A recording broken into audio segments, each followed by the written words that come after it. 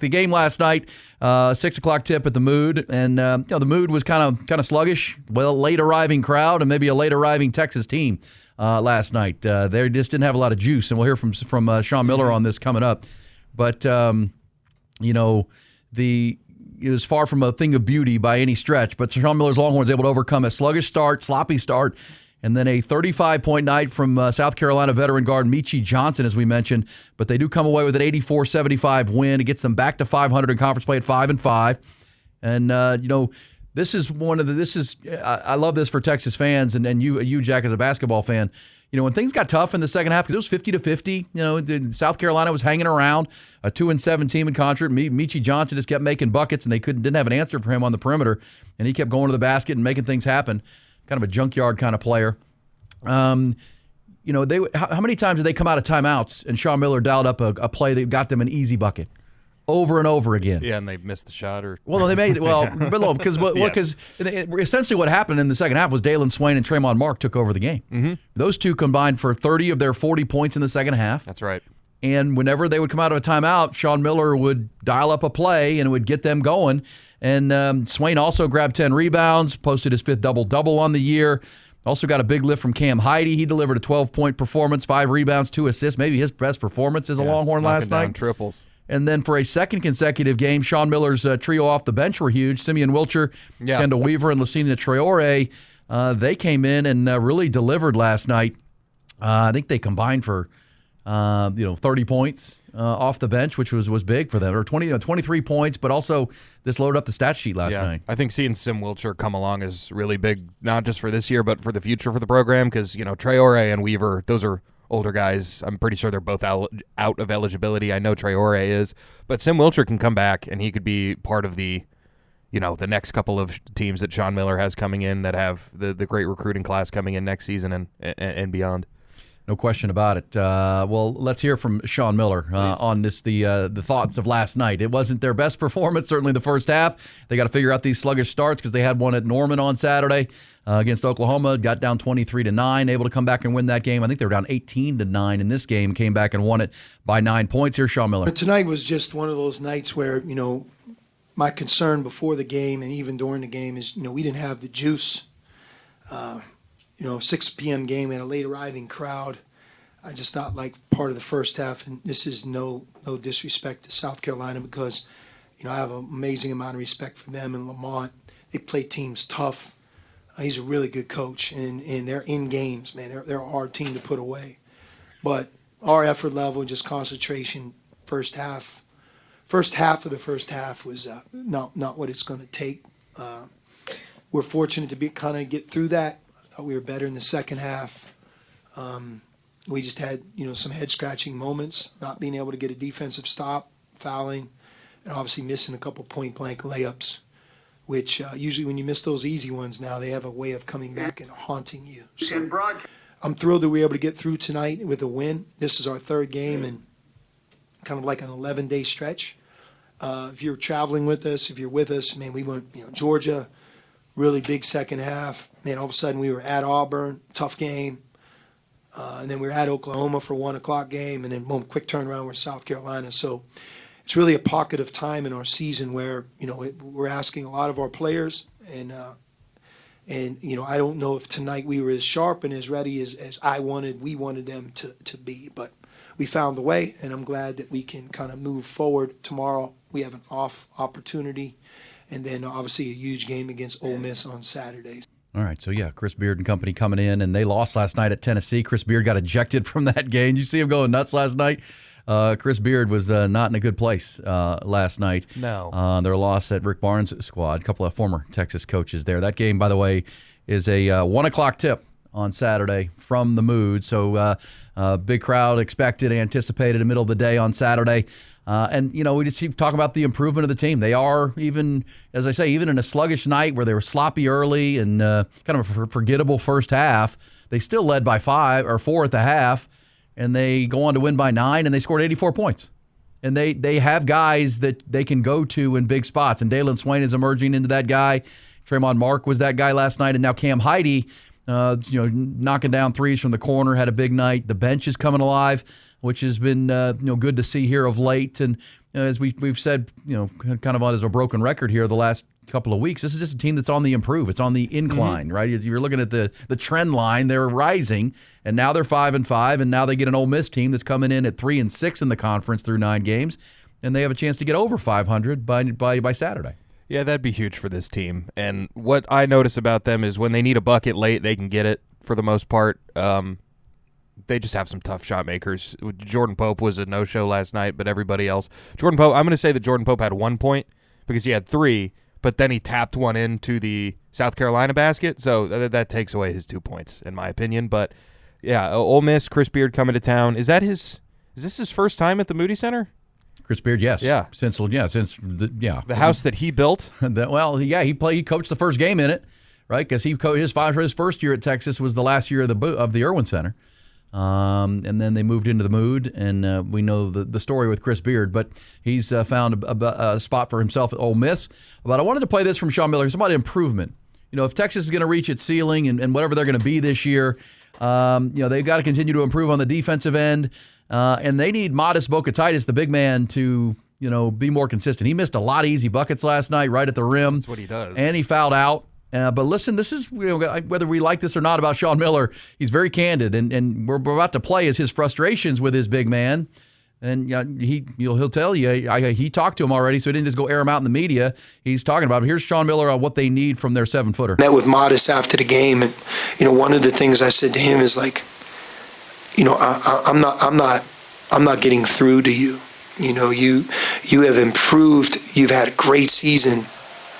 But right now we're in a plateau where we're making these same errors and mistakes and points that we're talking about, drilling, showing you, working, and we're just kind of seeing the same things. I have to be able to get through to him, to improve him. Improve him. And he fouled out last night, and he's got 76 fouls through 23 games. He's fouled out 3 times. But he's a key guy. Dalen Swain and Tremont Mark are their go-to scorers, and now Cam Heidi's coming along the bench, as we said. But a skilled 7-footer is a rarity, and they have one. He's one of these frustrating. You see the glimpses of it, and then you see missing little bunnies and reach fouls where you don't need to be fouling. Offensive fouls, turnovers, soft inside with the ball. Yes, I have a hard time with this player. Yeah, but he's young. He's gonna be here a little bit. Yeah, he's a sophomore. And there's Sean Miller being candid, saying, "You know what? I got to keep working with it. We're working on it. Instill confidence in him, but also demand a higher bar. Yeah, he should. Because if they get him going, and be more consistent, which maybe doesn't happen this year. If it does, they're going to be a pretty good basketball team. They are on the incline, I think, or on the rise, I would say, at 5-5 for sure. But as we said, this is the middle of that 5-game stretch that they can get to 6-5, maybe 7-5 in conference play, but the final 4 or 5 games of the conference stretch get tougher. They get much tougher, so you got to play better, and it was good to see that last night. Tomorrow we will preview in full the Texas women's game. They play Thursday night at the Moody Center against LSU. I saw a promo for that on ESPN last night, Jack. That's going to be a big one. National televised. Texas at number 4 in the country with Vic Schaefer. LSU at number 5 with Kim Mulkey. LSU won that game in Baton Rouge a few weeks ago. And no love lost between the Texas women's program and Kim Mulkey. Either way, it's a two-way street. I think that's fair to say. And that'll be tomorrow night. All right, Jack. Well, all week long this week and into next week, we told you we're going to introduce you to 10 new Longhorns on the baseball side of things in our Horns at Half Past. So far, we've introduced you to a big right-handed starting pitcher, Sam Cozart, out of North Carolina. Big burly right-hander, throws mid-upper 90s. Yesterday, we told you about Aiden Robbins, who's going to be one of the key foundational pieces of this team, the kid from Seton Hall. I'll ask you, Jack, do you want a freshman or do you want a portal player? What are you looking for here? Which are they? Well, we'll go back and forth. Portal position, yeah. We went freshman, and then we went portal, so let's go freshman again. Okay. Because you should know that Texas and Jim Schlossnagle signed 20 players through the high school ranks. Yes. And it was ranked number 1 by Baseball America, number 3 by Perfect Game. We actually got these guys on campus. And they're here. Yes. And I'm going to go with this one. An outfielder out of the state of California named Anthony Pack Jr. Right. Now, this is a big-time athlete right here. Ranked 32nd nationally by Perfect Game. Brings a ton of tools. He's speed. He's tools. You can see him playing early. Now, this is going to be a crowded outfield. But when you see a scouting report on Anthony Pack Jr., how about if I tell you this, Jack, coming in here, he is not just a dynamic athlete, but he's one of the best players to make it to the 40 acres that signed with Texas. Because a lot of times you take a player this highly regarded, he gets drafted, and he's gone. He's one of I think he's the highest player since C.J. Hinojosa. Who got committed that showed up on campus because remember the commitments come and then there's a draft, amateur draft back in July, and he got drafted, but he's still here. And this is a really twitchy, fast speed guy, can really run. And I heard Ty Harrington talking about him on the broadcast of the spring game or the alumni game. And we talked yesterday about Aiden Robbins and maybe a Jonah Williams at the top of your lineup. And I don't know how Jim Schlossnagle was going to dial up his 9.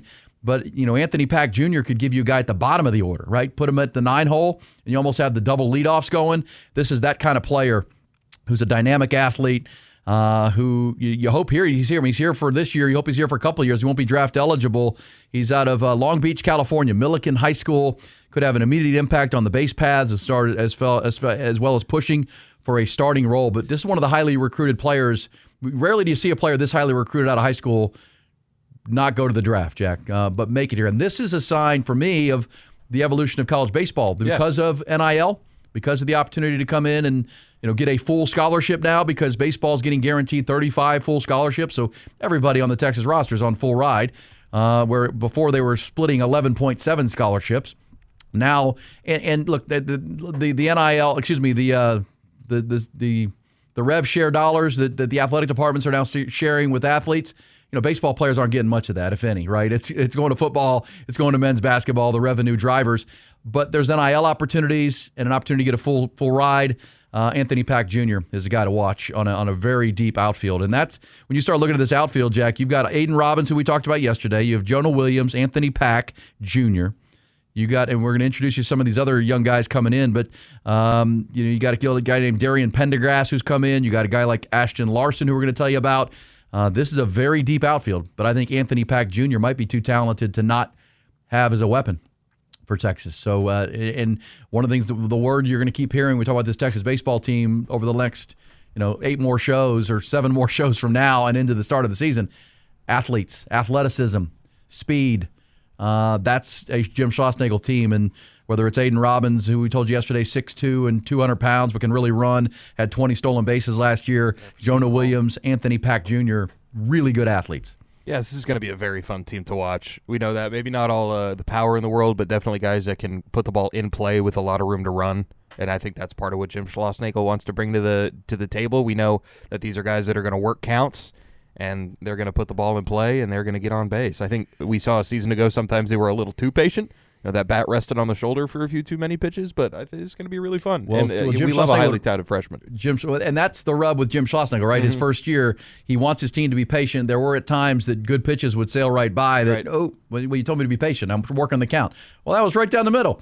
So that's the you got to find that middle ground where if you get a pitch, you got to go with it. Same time, John Schlossnagle would rather err on the side of wearing out a pitching staff, because one of Schlossnagle's secret sauces is, especially in conference series that are 3 games, if you start on Friday night wearing out pitching staffs, right, by Sunday it really shows up. You've really gotten deep into their into the bullpen in a college team. That's where you're going to get some runs. This would happen at the College World Series or you're in a best of 3 series, and you get to the Super Regional round. You're trying to get to the back end of their bullpen because you'd like to sweep teams, but if you win 2 out of 3, you win the series. Exactly.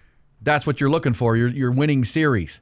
And that's what wins you national championships, right? That's essentially, because you get to the tournament, you play in a 4-team regional, then you play in a super regional, which is 2 teams, and you got to win 2 games. If you build that mindset, that's one of the reasons Jim Schlossnagle has been so successful wherever he's been. His teams are big and talented, deep and athletic, but then they are smart teams that can win series, and that's what you're trying to put together here. So Anthony Pack Jr., I'm really excited about this outfield. Can you imagine Jonah Williams and Aiden Robbins? If those guys, if there are 3 guys are out there, there aren't a lot of gaps. Those guys can really run. Really Yeah. athletic guys can cover a lot of ground at a big dish falk field. We're going to see some ESPN top 10 plays. We might see, I don't know how if they keep track of this, but we might see a record of home run robberies for these dudes. Yeah, They're athletes. they really are. So, and that's a signature, Yeah. the fingerprint of a Covered. Jim Schlossnagle team, no doubt.